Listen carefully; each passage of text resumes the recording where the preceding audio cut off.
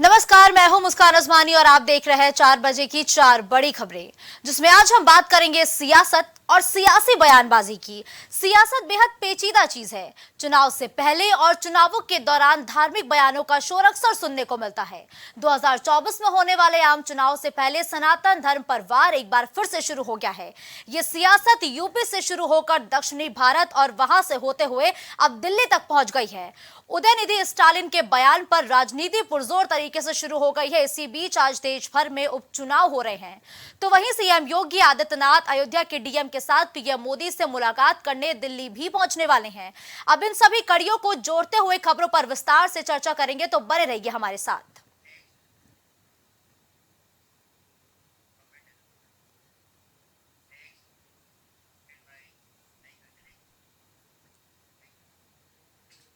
तो देखिए, केंद्र सरकार ने एक विशेष सत्र बुलाया है, जिसने सियासत को एक बार फिर से बढ़ा दिया है। विशेष सत्र में क्या होगा, बस अभी फिलहाल अटकलें लगा पा रहे हैं। लेकिन इसी बीच एक नई बात भी सामने आ रही है, जिसको लेकर कांग्रेस नेता जयराम रमेश ने संविधान का हवाला देते हुए एक बात कही है।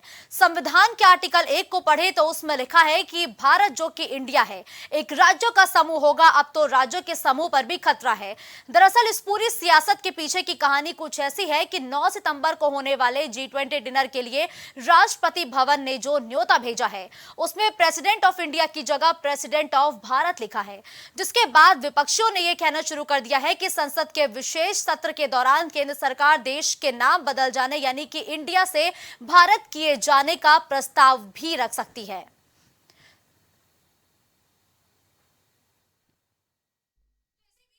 की प्रतिक्रिया भी इस पूरे मामले पर सामने आई है। चलिए आपको सुनाते हैं कि इस पूरे मामले पर नेताओं ने क्या कुछ कहा है। 2004 के लोकसभा चुनाव में भारतीय जनता पार्टी ने इंडिया शाइनिंग का नारा दिया था और इंडिया शाइनिंग के नारे पे करोड़ों करोड़ों रुपया प्रचार और प्रसार में खर्च किए थे। आज जब विपक्षी गठबंधन ने अपने गठबंधन का नाम इंडिया रख लिया, तो भारतीय जनता पार्टी को इंडिया नाम से दिक्कत हो रही है। देश भारतीय जनता पार्टी के इस चरित्र को देख रहा है कि कैसे G20 की बैठक से पहले इंडिया के जगह पे भारत लिखा जा रहा है। आने वाले समय में देश की जनता इंडिया को भारतीय जनता पार्टी को सबक सिखाने का काम करेगी। और सनातन धर्म का के ऊपर भी चोट पहुंचाई जा रही है। इन्हीं के गठबंधन के लोगों ने, डीएमके ने चोट पहुंचाई है और इस पर कांग्रेस चुप्पी साध कर बैठी हुई है। मैं गहलोत साहब से कहना चाहता हूं, आप क्यों नहीं बोलते? क्यों नहीं सोनिया जी बोलती? क्यों नहीं राहुल जी बोलते? क्यों नहीं खड़गे बोलते कि सनातन धर्म के बारे में आपकी सोच क्या है? और बहनों भाइयों, सनातन धर्म का जहां तक सवाल है, इसको केवल पूजा पद्धति के साथ जोड़कर नहीं देखा जा सकता है। सनातन धर्म यह सनातन नित्य नूतन है, चिर पुरातन है। न इसका कोई जन्म है न कोई अंत है। और यह सनातन धर्म ऐसा है जो पूरे विश्व को अपना परिवार मानते हुए वसुधैव कुटुंबकम का संदेश यदि कोई धर्म देता है तो यह सनातन धर्म ही देता है। चींटी को भी आटा खिलाकर उसके दीर्घजीवी होने की कामना यदि कोई धर्म करता है तो वह सनातन धर्म करता है। यह भी हमारे कांग्रेस के मित्रों को समझना चाहिए। महाराज जी ने कहा इंडिया नहीं, भारत होना चाहिए। हम सब लोग इंडिया शब्द का उपयोग करना छोड़ दें और भारत शब्द का उपयोग करना प्रारंभ करें। कभी कभी अंग्रेजी जानने वालों के सामने हमको बोलना पड़ता है, तो भाषा के प्रभाव में इंडिया आ जाता है कि उनको समझना चाहिए। कोई जरूरत नहीं। जो विशेष नाम होते हैं उसका भाषांतर नहीं किया जाता, दुनिया में कहीं नहीं करते। गोपाल नाम है तो अंग्रेजी आदमी को बताते समय काऊ हरिणर ऐसा नहीं कहते। गोपाल ये विशेष नाम है, वो गोपाल ही होगा, दुनिया में कहीं भी जाओ। उस भाषा में गोपाल को क्या कहते वो नहीं माना जाता। सुना मोदी जी को अब इंडिया नाम से प्रॉब्लम हो गई और नाम बदल रहे हैं, भारत कर रहे हैं। अरे पूरा विश्वास रहा है मोदी जी आप पर। वैसे मनोरंजन अच्छी चीज है, करते रहना चाहिए, होते रहना चाहिए, लेकिन G20 के वक्त मनोरंजन का जिम्मा खुद मोदी जी ने ले लिया अपने ऊपर, ये अच्छा नहीं लगा। इतनी घबराहट, इतना खौफ, अच्छा लग रहा है ये डर आपका हमें। वैसे मोदी जी, हम लोग ना इंडिया वाले नाक से सांस लेते हैं, मुंह से खाना खाते हैं। अब आप क्या करोगे? बदल दोगे ये भी? हंस रहा है पूरा देश। आप हमसे नफरत कीजिए, कोई दिक्कत नहीं। हमारे नेतृत्व से नफरत करते हैं, कोई दिक्कत नहीं। हमारी विचारधारा से नफरत करते हैं, हमें कोई दिक्कत नहीं। इंडिया से नफरत मत कीजिए, इंडियंस से नफरत मत कीजिए, भारत से नफरत मत कीजिए, भारतवासियों से नफरत मत कीजिए। और हां, नाक से सांस लेते रहिए, मुंह से खाना खाते रहिए। जय हिंद, जय भारत, जय इंडिया। तो देखिए, एक बार फिर से सियासत हाई हो चुकी है, क्योंकि इंडिया नहीं, अब देश का नाम होगा भारत। अब लगातार विपक्षी दल केंद्र सरकार पर हमलावर है कि वो देश का नाम भी बदलना चाहती है। इसी खबर पर विभांशु इस वक्त लाइव हमारे साथ जुड़ चुके हैं। सीधा रुख करते हैं विभांशु का। देखिए विभांशु, सबसे पहले ये जानना जरूरी है कि इस पूरी कहानी की शुरुआत कैसे हुई और देश के नाम बदलने की बात आखिर कैसे सामने आई है। विभांशु जी बिल्कुल मुस्कान, अगर बात की जाए तो भारत के द्वारा कहीं ना कहीं G20 समूह की बैठक का अगुवाई किया जा रहा है, जिसमें देश की महामहिम राष्ट्रपति के द्वारा तमाम लोगों को न्योता भेजा गया है। उसमें कहीं ना कहीं इस बात को लिखा गया है कि भारत शब्द का उद्बोधन किया गया है और लिखा गया है कि इसमें साफ तौर से प्रेसिडेंट ऑफ इंडिया की जगह प्रेसिडेंट ऑफ भारत नाम से कहीं ना कहीं प्रेषक के रूप में निमंत्रण गया है, जिसके बाद से तमाम विपक्षी दल के बीच सियासी घमासान देखने को मिल रहा है। और बात की जाए तो कांग्रेस पार्टी के मीडिया संभालने वाले जयराम रमेश की तरफ से एक ट्वीट किया जाता है, बयान जारी किया जाता है, जिसमें उनकी तरफ से आर्टिकल 1 यानी कि जिसमें भारत तमाम राज्यों को एक करके जो इंडिया बनता है उसका दलील देते हुए उनकी तरफ से कहा जाता है कि प्रधानमंत्री नरेंद्र मोदी की अगुवाई में कहीं ना कहीं देश के नाम बदलने की शुरुआत की जा रही है। और बात करें तो इसको लेकर तमाम विपक्षी दल, खास करके जो इंडिया के गठबंधन है मुस्कान, वो पूरी तरह से केंद्र सरकार पर हमलावर हैं। साथ ही अगर बात की जाए तो केंद्र सरकार की तरफ से संसद का विशेष सत्र बुलाया गया है। इसमें किन विषयों पर चर्चा होगी अभी ये साफ नहीं है, मगर माना जा रहा है कि यूनिफॉर्म सिविल कोड, महिला आरक्षण और बात करें तो 1 नेशन 1 इलेक्शन को लेकर चर्चाएं तेज हैं।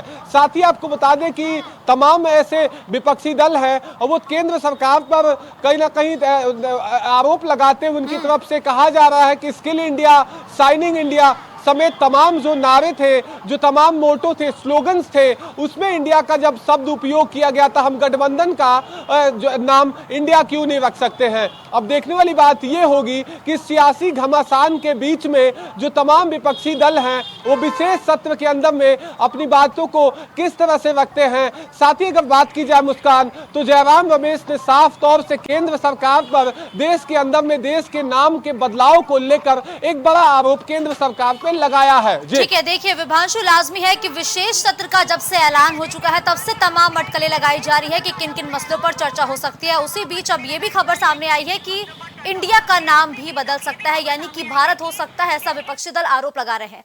तो क्या संसद में वाकई में कोई ऐसा बिल आ सकता है जिससे हमारे देश का नाम बदले? क्या ये संभव है क्या विभांशु? जी बिल्कुल, इसमें साफ तौर से जयराम रमेश के आप बयानों से समझ सकती हैं कि आर्टिकल 1 के तहत जो तमाम राज्यों का समूह है वो कहीं ना कहीं मिलकर इंडिया का गठन करता है, यानी कि भारत गणराज्य का गठन करता है, जिसे हम कहीं ना कहीं अंग्रेजी में इंडिया शब्द से उच्चारण करते हैं। अब देखने वाली बात यह होगी कि विपक्षी दलों की तरफ से आभास लगाया जा रहा है कि देश की जो तमाम जगहों पर इंडिया शब्द का उद्बोधन होता है उसमें केंद्र सरकार भारत शब्द को जोड़ने वाली है। साथ ही आपको बता दें कि G20 देशों के समूह की बैठक में जो निमंत्रण भेजा गया है उसके बाद से ही कहीं ना कहीं ये सियासी बाजार गर्म हुआ है। और बात करें तो उससे निमंत्रण में साफ तौर से लिखा हुआ है कि प्रेसिडेंट ऑफ भारत। अब तक अगर बात करें पूर्व में तो तमाम जो दस्तावेज होते हैं, कागज होते हैं, तमाम जगहों पर जो उपयोग होने वाली बोली है उसमें कहीं ना कहीं प्रेसिडेंट ऑफ इंडिया के तहत उद्बोधन होता था। मगर इस बदलाव से कहीं ना कहीं विपक्ष पूरी तरह से केंद्र सरकार पर हमलावर है। और ठीक है, धन्यवाद विभांशु इस खबर पर हमारे साथ जुड़ते हुए तमाम अपडेट और जानकारी हमारे दर्शकों तक पहुंचाने के लिए। तो देखिए 24 में क्या इंडिया वर्सेस भारत देखने को मिलेगा क्या? क्योंकि लगातार विपक्षी दल अब ये कहते हुए सत्ता पक्ष पर हमलावर है कि अब सत्ता पक्ष सत्ता के नशे में, ताकत के नशे में इतना चूर हो चुका है कि वो इंडिया नाम ही बदलना चाहता है। देश का नाम ही बदलने पर उतारू हो चुका है सत्ता पक्ष। तो वही डॉक्टर गीतिका चतुर्वेदी जो कि बतौर इतिहासकार इस वक्त हमारे साथ जुड़ चुके हैं। देखिए डॉक्टर गीतिका, अब एक बड़ी खबर सामने आ रही है और इस खबर से लाजमी है कि आप भी रूबरू होंगी कि देखिए विपक्षी दल सत्ता पक्ष पर यह आरोप लगा रहे हैं कि जो सत्ता पक्ष है यानी कि भारतीय जनता पार्टी है वो इंडिया का नाम बदलकर भारत रख सकती है। पहले इस नाम का इतिहास हम आपसे जानना चाहेंगे। देखिए, संविधान निर्मात्री सभा ने बहुत ही सोच समझकर हमारे कॉन्स्टिट्यूशन में, संविधान में भारत अर्थात इंडिया को जोड़ा। तो इसमें कोई दो राय नहीं है कि उन दिग्गजों को, उन महान बुद्धिजीवों को हम नकार दें, उनकी सोच को नकार दें और हम उसको बदल के भारत रख दें। इंडिया चूंकि भारत में नहीं, यूनिवर्स में भी फेमस है। हमारे संविधान से लेके हम यूनिवर्स में हम इंडिया नाम से ही जाने जाते हैं। जब क्रिकेट मैच होता है तो इंडिया इंडिया की गूंज रोंगटे खड़े कर देता है। हारती हुई बाजी हम इंडिया इंडिया के नारे से जीत जाते हैं। हमारे मनोबल को दुगना बढ़ा देता है। तो हम कैसे इस चीज को ये बोल सकते हैं कि इंडिया शब्द कहीं भी संविधान विरोधी है और वर्तमान परिप्रेक्ष्य में इसको हटाया जाना चाहिए, क्योंकि ये किसी पॉलिटिकल एजेंडे में आता है। ये कहीं से भी उचित नहीं है। ये अगर हम ऐसा करते हैं तो उन संविधान निर्मात्री बुद्धिजीवियों के लिए ये बहुत ही अपमानजनक पर्याय बनेगा। बिल्कुल ठीक है, लेकिन देखिए गीतिका, जब एक सवाल यहाँ और जानना अहम हो जाता है कि विपक्षी दल ये कह रहे हैं कि जो दिसंबर में विशेष सत्र होगा उसमें इंडिया का नाम बदला जा सकता है। क्या वाकई ये संभव है? क्योंकि इंडिया पूरे दुनिया भर में एक अलग पहचान रखता है। जी, मैं वही आपसे कहना चाहती हूँ कि इंडिया नाम से ही भारत को अभी दुनिया में जाना जाता है। तो वो आपका प्रस्ताव इंडिया अर्थात भारत सही है, क्योंकि कॉन्स्टिट्यूशन में भी इंडिया अर्थात भारत या भारत अर्थात इंडिया ही है। आपने अगर ये सोच लिया कि नहीं, इसको बिल्कुल नकार दिया जाएगा, तो कहीं ना कहीं भारत को ढूंढने के लिए जो विदेशी इंडिया से ढूंढते हैं उन्हें एक दिक्कत हो जाएगी। हमारा जो ग्लोबल पर्सनालिटी इतना डेवलप्ड हुआ है, कहीं ना कहीं हम उस पर आक्षेप करेंगे। तो मेरा एक व्यक्तिगत राय है कि कहीं से भी ये मुझे नहीं सूट करता है कि तुरंत हटा दिया जाए, क्योंकि ये हमारे यहाँ ग्लोबल समिट हो रही है, तुरंत इंडिया को भारत कर दिया जाए। धन्यवाद गीतिका जी हमारे साथ जुड़ने के लिए।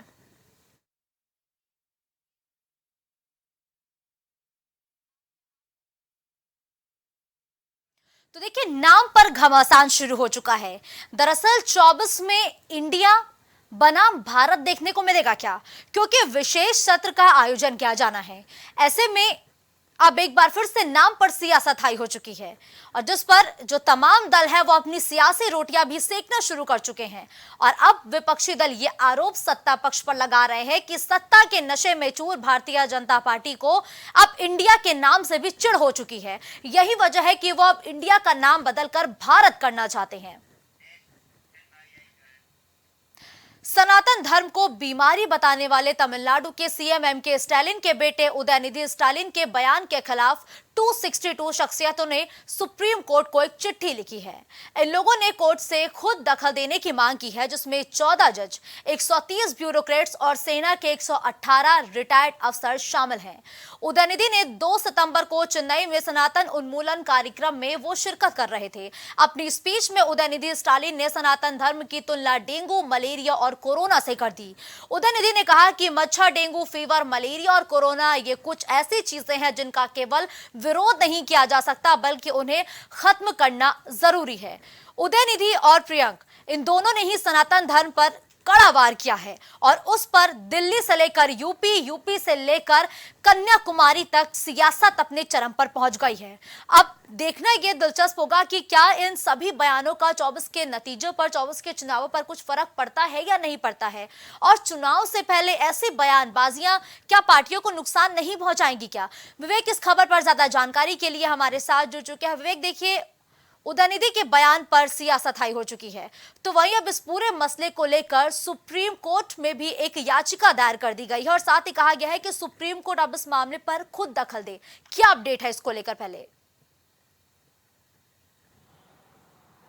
देखिए, जिस तरीके से 2 सितंबर को चेन्नई में एक कार्यक्रम हुआ था, उस कार्यक्रम में बात की जाए तो मुख्यमंत्री स्टालिन के बेटे उदयनिधि वहाँ पे खुद ही विशेष तौर पे आमंत्रित किए गए थे और इस कार्यक्रम में संवाद स्थापित करते हुए उन्होंने सनातन धर्म को लेकर काफ़ी कुछ ऐसा कहा जिससे देश भर में उनका विरोध शुरू हो गया है और खासतौर पर भारतीय जनता पार्टी से उन्हें तीखी प्रतिक्रियाएं मिल रही हैं। बात की जाए तो कश्मीर से लेकर कन्याकुमारी तक जो है उनका ये बयान काफ़ी चर्चा में है। उनके बयान पर जिस तरीके से भारतीय जनता पार्टी ने प्रतिक्रियाएं दी हैं उस पे लेके उनका विरोध भी अब शुरू हो गया है। जिस तरीके से अगर बात की जाए तो तमिलनाडु में जो द्रविड़ संस्कृति है उसका जो पक्षधर माना जाता है डीएमके और एआईडीएमके के और खास तौर पे जो तमिलनाडु में पेरियार समर्थक हैं, पेरियार को वहाँ पे एक तौर पे गुरु का दर्जा दिया जाता है। जिस तरीके से उन्होंने अपने विचारों से लोगों को प्रभावित किया और खासकर वो द्रविड़ संस्कृति की बात करते थे। तो स्टालिन ने बाद में अपने सफाई में ये भी कहा कि जिस तरीके से देखा जाए कि BR अम्बेडकर और पेरियार के चश्मे से अगर इन चीज़ों को देखेंगे तो आपको मेरी बातें समझ में आएंगी। लेकिन वहीं अगर बात की जाए तो भारतीय जनता पार्टी की IT सेल इस बयान के बाद काफ़ी एक्टिव हो गई। उसके बाद अमित मालवीय ने सीधे तौर पर उनके इस बयान को हिंदुओं के नरसंहार से जोड़ दिया और उसके बाद कांग्रेस सहित तमाम जो INDIA के गठबंधन के तले जो राजनीतिक पार्टियां हैं उन पर भी विरोध होने लगा। ऐसे में जब सभी राजनीतिक पार्टियों पर बात हुई तो विपक्षी गठबंधन INDIA के अलग अलग राजनीतिक जो दल हैं वो इस पर सफाई देते हुए साफ तौर पर नजर आते हैं। पश्चिम बंगाल के मुख्यमंत्री ममता बनर्जी ने भी साफ तौर पर कहा है कि किसी भी धर्म या जाति के खिलाफ इस तरीके की टिप्पणी नहीं करनी चाहिए जिससे लोग आहत हो। अब धीरे धीरे स्टालिन के उदयनिधि के बयान से लोग अब अपनी कन्नी काटने लगे हैं, लेकिन विरोध का सुर तो सभी को झेलना पड़ा है। सुप्रीम कोर्ट ने बकायदा 262 ऐसे चुनाव से पहले इस बार सनातनी धर्म पर वार सबसे ज्यादा देखने को मिल रहा है। अगर हम यूपी की राजनीति पर बीते कुछ दिनों पर नजर डालें तो देखेंगे कि स्वामी प्रसाद मौर्य ने भी सनातन धर्म को लेकर एक विवादित बयान दिया था। उस पर भी सियासत जोर शोर से हुई थी। एक बार ये आवाज दक्षिणी भारत से सुनने को मिली है जहां सनातनी धर्म पर एक कड़ा प्रहार किया गया है। तो 2024 से पहले ये सनातनी धर्म पर प्रहार क्यों? क्या मिलेगा इसका सियासी लाभ? देखिए, अगर बात की जाए तो खास तौर पर इसे चुनाव से पहले प्रहार किया गया, ऐसा कहना राजनीतिक दृष्टिकोण से ही सही होगा। जिस तरीके से द्रविड़ संस्कृति दक्षिण में खास तौर पर तमिलनाडु में आज से नहीं पुरातन समय से है और द्रविड़ संस्कृति एक ऐसी संस्कृति है जो भारत की पुरानी सभ्यताओं में से एक है। हमेशा द्रविड़ जो लोग हैं वो अपनी सभ्यता को बचाने की बात करते हैं और खासकर पेरियार के विचारों से काफ़ी ज़्यादा समर्पित दिखते हैं। चाहे वो डीएमके हो या AIMIDMK हो, दोनों ही राजनीतिक विचारधारा से अलग है, लेकिन द्रविड़ संस्कृति को मानती है और पेरियार को मानती है। BR अम्बेडकर ने भी हिंदू धर्म में जो ब्राह्मणवाद है उस पर काफ़ी टिप्पणी की है, पेरियार ने भी इस पर काफ़ी टिप्पणी की है। खासतौर पर जो वर्ण व्यवस्था, जाति व्यवस्था और जाति के आधार पर जो भेदभाव की चीज़ें सामने आती रही है, उन पर ये इन समाज सुधारकों ने आलोचना की, तीखी टिप्पणी की और इस पर देखा भी गया है कि किस तरीके से लोगों ने अपने अलग अलग विचार इस पे दिए हैं। बिल्कुल ठीक है, धन्यवाद विवेक इस खबर पर हमारे साथ जुड़ते हुए तमाम अपडेट और जानकारी हमारे दर्शकों तक पहुंचाने के लिए।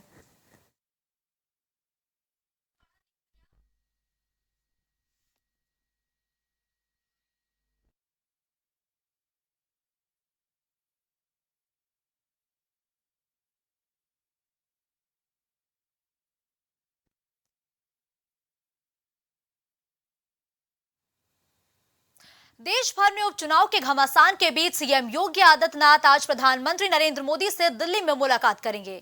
हालांकि सीएम के साथ अयोध्या के डीएम नीतीश कुमार के साथ जाने की भी बात अब सामने आई है।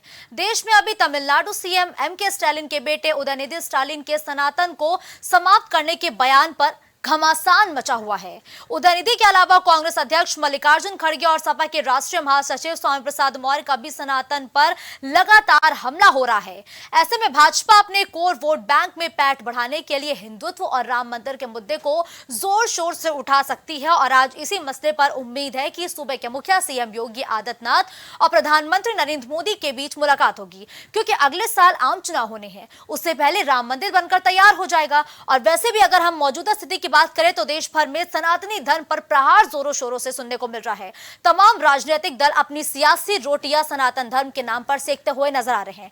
इसी बीच सीएम योगी आदित्यनाथ आज अयोध्या के डीएम के साथ प्रधानमंत्री नरेंद्र मोदी से मुलाकात करते हुए भी नजर आएंगे। अब इन दोनों की मुलाकात में क्या कुछ अहम बातें होंगी, किन मसलों पर चर्चा होगी, ये देखना बेहद दिलचस्प होगा। विवेक एक बार फिर इस खबर पर ज्यादा जानकारी के लिए हमारे साथ जुड़ चुके हैं। विवेक, देखिए, सूबे के मुखिया सीएम योगी आदित्यनाथ अयोध्या के डीएम के साथ आज प्रधानमंत्री नरेंद्र मोदी से मुलाकात करते हुए नजर आएंगे। ये बैठक कितनी अहम है और किन किन मसलों पर आज इस बैठक में चर्चा हो सकती है? विवेक। देखिए, मुख्यमंत्री योगी आदित्यनाथ आज देश के प्रधानमंत्री नरेंद्र मोदी से मुलाकात करेंगे। 4 बजे उनका दिल्ली पहुंचने का समय था और शाम 6 बजे प्रधानमंत्री से मुलाकात तय है। अगर देखा जाए तो इस मुलाकात को राजनीतिक दृष्टिकोण से न देखते हुए आध्यात्मिक दृष्टिकोण से देखना चाहिए। मुख्यमंत्री अयोध्या के डीएम के साथ जाएंगे, प्रधानमंत्री से अयोध्या में हुए विकास कार्य की समीक्षा की रिपोर्ट पेश करेंगे और प्रधानमंत्री नरेंद्र मोदी इन रिपोर्टों को देखेंगे और अपनी संतुष्टि इस पे प्रदान करेंगे। बात की जाए जिस प्रकार से राम मंदिर का जो शिलान्यास का कार्यक्रम है, उद्घाटन कार्यक्रम है, भारतीय जनता पार्टी इसको प्रमुखता से ले रही है और जिस तरीके से ट्रस्ट के महासचिव चंपत राय ने पिछले बयान में अपने बताया था कि जनवरी में उम्मीद है कि शिलान्यास या उद्घाटन का कार्यक्रम हो सकता है और देश के प्रधानमंत्री नरेंद्र मोदी के हाथों यह संपन्न होना भी तय हुआ है। ऐसे में बात की जाए तो राम मंदिर निर्माण कार्य को लेकर भारतीय जनता पार्टी काफी सक्रियता दिखा चुकी है। जिस तरीके से राम मंदिर आंदोलन ने भारतीय जनता पार्टी की दशा और दिशा बदल के रखी थी और देश के प्रधानमंत्री नरेंद्र मोदी को न्योता देने मुख्यमंत्री योगी आदित्यनाथ पहुंचे हैं कि वो आए और जनवरी में राम मंदिर का शिलान्यास करे, उद्घाटन करे। बात की जाए राम मंदिर आंदोलन की तो कहीं ना कहीं भारतीय जनता पार्टी को इस आंदोलन ने खड़ा किया। 200 से लेकर 300 से ज्यादा सांसद आज भारतीय जनता पार्टी के हैं और राम मंदिर आंदोलन की बात करें तो कहीं ना कहीं दशा और दिशा दोनों भारतीय जनता पार्टी की इस आंदोलन ने बदल के रख दी थी। 1992 से लेकर आज 2023 का समय है, 24 में लोकसभा चुनाव होने हैं। साफ तौर पर आप जान सकते हैं कि 3 दशक हो गए हैं राम मंदिर आंदोलन के, लेकिन अभी भी इस मुद्दे पर राजनीति होती है और भारतीय जनता पार्टी इस मुद्दे को प्रमुखता से सबके सामने भी लाती है। ठीक है, देखिए विवेक, अगर अब मौजूदा राजनीति की बात करें, बयानबाजी की बात करें तो हर तरफ सिर्फ सनातनी धर्म पर प्रहार किया जा रहा है। ऐसे में आज ये आध्यात्मिक मुलाकात मानी जा रही है जो सूबे के मुखिया सीएम योगी आदित्यनाथ और देश के प्रधानमंत्री नरेंद्र मोदी के बीच होगी। तो क्या माना जाए, जिस तरीके से विपक्षी दल सनातनी धर्म पर प्रहार कर रहे हैं, क्या इस मुद्दे को धार देने की कोशिश भारतीय जनता पार्टी करती हुई नजर आएगी क्या? देखिए, जिस तरीके से उदयनिधि का बयान आया था, अगर इसको इस परिप्रेक्ष्य में जोड़कर देखें कि जहां विपक्ष सनातन धर्म पे वार प्रतिवार कर रहा है, सपा के नेता स्वयं प्रसाद मौर्य ने काफी ऐसी बयानबाजी सनातन धर्म को लेकर पहले भी कही है। रामचरितमानस की चौपाइयों को लेकर विरोध हमने देखा है और अब तमिलनाडु के एक मंत्री उदयनिधि ने सनातन धर्म पर एक ओछी टिप्पणी की है। जिस तरीके से अगर देखा जाए इस मुलाकात को इस परिप्रेक्ष्य में नहीं देखना चाहिए, क्योंकि ये मुलाकात का अगर बात की जाए तो ये पहले से तय था कि मुख्यमंत्री खुद प्रधानमंत्री को न्योता देने पहुंचेंगे और उसी प्रक्रिया के चलते मुख्यमंत्री योगी आदित्यनाथ आज दिल्ली पे दौरे पर हैं, प्रधानमंत्री से मुलाकात करेंगे। उनके साथ अयोध्या के डीएम भी गए हैं जो विकास कार्यों की एक-एक बारीकियों को प्रधानमंत्री नरेंद्र मोदी के साथ साझा करेंगे। बिल्कुल ठीक है, धन्यवाद इस खबर पर हमारे साथ जुड़े हुए तमाम अपडेट और जानकारी हमारे दर्शकों तक पहुंचाने के लिए।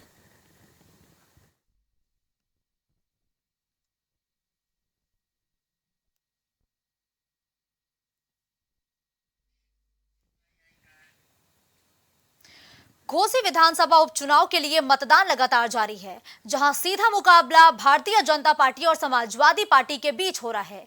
जिले में घोसी विधानसभा में उपचुनाव को लेकर 455 बूथों पर सुबह 7 बजे से ही मतदान की जो प्रक्रिया है वो शुरू हो चुकी है। इस बीच भाजपा और सपा प्रत्याशी के तमाम बयान भी सामने आए। भारतीय जनता पार्टी के प्रत्याशी दारा सिंह चौहान ने बयान देते हुए कहा कि घोसी में शांति के साथ मतदान हो रहा है, लोगों का रुझान भारतीय जनता पार्टी की तरफ है, भारी मतों से भाजपा घोसी से जीत रही है, लोग बढ़ चढ़कर मतदान भी कर रहे हैं। तो वहीं सपा प्रत्याशी सुधाकर सिंह ने भी मतदान के बीच बयान देते हुए कहा कि मतदान में लोगों को परेशानी हो रही है। बेटे पर मुकदमा दर्ज होने की बात पर भी उन्होंने तमाम बड़े बयान दिए, साथ ही सत्ता पक्ष पर गंभीर आरोप भी लगाए हैं। तो देखिए शाम 6 बजे का वो समय होगा जब मतदान पूरी तरीके से समाप्त हो जाएगा। दोनों ही प्रत्याशियों की किस्मत ईवीएम में कैद हो जाएगी, जिसका खुलासा होगा 8 सितंबर को।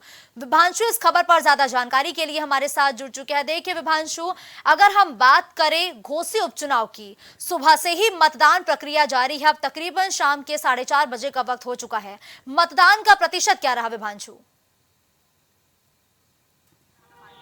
जी बिल्कुल, अगर बात की जाए तो चुनाव आयोग की तरफ से जो आधिकारिक आंकड़ा पेश किया गया है 3 बजे तक, तब तक बात करें तो 43% मतदान कहीं ना कहीं घोसी के उपचुनाव में हुए हैं। अगर बात की जाए मुस्कान, तो भारतीय जनता पार्टी के गठबंधन एनडीए और कांग्रेस पार्टी की अगुवाई वाले गठबंधन इंडिया अलायंस का ये चुनाव कहीं ना कहीं लिटमस टेस्ट के तौर पर देखा जा रहा है। अगर बात की जाए तो इस चुनाव में अगर देखें तो सुबह 7 बजे से 455 बूथों पर कहीं ना कहीं मतदान चल रहा है। तो वहीं भारतीय जनता पार्टी के नेताओं की तरफ से लगातार कहीं ना कहीं भारतीय जनता पार्टी के जीत के दावे किए जा रहे हैं। तो वहीं सूबे के पूर्व मुख्यमंत्री अखिलेश यादव की तरफ से भी ट्वीट करके समाजवादी पार्टी के जीत के दावे किए जा रहे हैं। इन अगर देखा जाए इन सभी के बीच समाजवादी पार्टी के उम्मीदवार सुधाकर सिंह की तरफ से चुनाव में धांधली के आरोप भी लगाए गए हैं। साथ ही उनके पुत्र के ऊपर मुकदमा भी दर्ज हुआ है। और आपको बता दें कि अगर बात की जाए तो देर शाम 7 बजे तक ये मतदान संपन्न हो जाएगा। माफ करिएगा, 6 बजे तक एक मतदान संपन्न हो जाएगा। लगभग 1 घंटे 35 मिनट के मतदान अभी बचे हुए हैं और 43% मतदान वोटिंग परसेंटेज का जिक्र किया। बीते दिनों मायावती ने एक बयान दिया कि जितने भी बसपाई वोटर हैं वो इस चुनाव में हिस्सा ना लें, और अगर हिस्सा लेने पहुंचते हैं तो नोटा दबा के आए। क्या उनके इस बयान का असर वोटिंग प्रतिशत में देखने को मिला क्या आपको? जी बिल्कुल, अगर बात की जाए तो 3 बजे के आंकड़ों के मुताबिक कहीं ना कहीं बसपा प्रमुख के बयानों का असर देखने को मिल रहा है। क्योंकि अगर बात करें तो बहुजन समाज पार्टी की राष्ट्रीय अध्यक्षा सुश्री मायावती की तरफ से अपील की गई थी कि वो किसी दल के साथ नहीं है, किसी अलायंस के साथ नहीं है, और अपने तमाम वोटर्स को वो कहीं ना कहीं एक पत्र जारी करते हुए कहा था कि आप नोटा दबाएं या आप कहीं ना कहीं चुनाव में अपने मतदान का प्रयोग ना करें। साथ ही आपको बता दें कि इस बयान बिल्कुल ठीक है, धन्यवाद विभांशु इस खबर पर हमारे साथ जुड़ते हुए तमाम अपडेट और जानकारी हमारे दर्शकों तक पहुंचाने के लिए। तो देखिए घोसी उपचुनाव पर फिलहाल जो मतदान है वो लगातार जारी है। तकरीबन 1.5 घंटे का भी समय बाकी है जब जनता वहां की अपने मत का इस्तेमाल कर सकती है, मताधिकार का इस्तेमाल कर सकती है। ऐसे में प्राइम टीवी भी लगातार घोसी की जनता से यही अपील कर रहा है कि आप मताधिकार का इस्तेमाल करें, क्योंकि हर एक जनता का हक होता है कि वो अपने चुने हुए प्रतिनिधि को अपने विकास का जिम्मा सौंपे। एक बार फिर से प्राइम टीवी घोसी की जनता से यही अपील कर रहा है कि आप जाएं, अपने मताधिकार का इस्तेमाल करें और ज्यादा से ज्यादा वोट देकर अपने विकास का जिम्मा उस शख्स पर सौंपे, उस पार्टी को दे जो वाकई आपको लगता है कि आपके क्षेत्र का विकास करने में सक्षम है। 4 बजे की 4 बड़ी खबर में फिलहाल के लिए बस इतना ही। देश दुनिया की तमाम बड़ी खबरों के लिए आप देखते रहिए प्राइम टीवी। कुछ भाव पुष्प। आप देख रहे हैं प्राइम टीवी, सच साहस सरोकार।